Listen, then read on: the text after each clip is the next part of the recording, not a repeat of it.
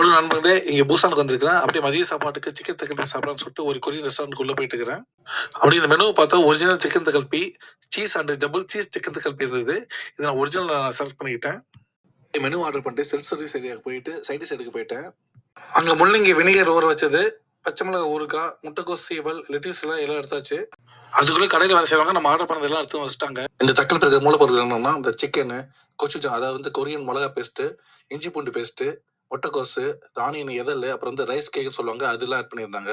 முட்டையை உடச்சி ஊற்றி ஆவியில் வேக வச்சு கொரியன் சைடு முட்டை கலக்கி இருந்தாங்க. அதுதான் மஞ்சளாக இருக்கிறது.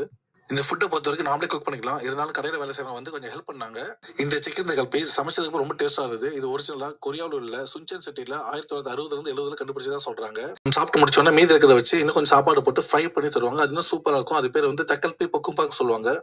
சாப்பிட்டு முடிச்சுட்டு இதே பூசான் சைடு இருக்கிற ஓரியோ கூட ஸ்கைவாக் போயிட்டேன். இந்த இடம் கடலை ஒட்டி இருக்கும். பார்க்கறதுக்கு எவ்வளோ சூப்பராக இருக்கு பாருங்க.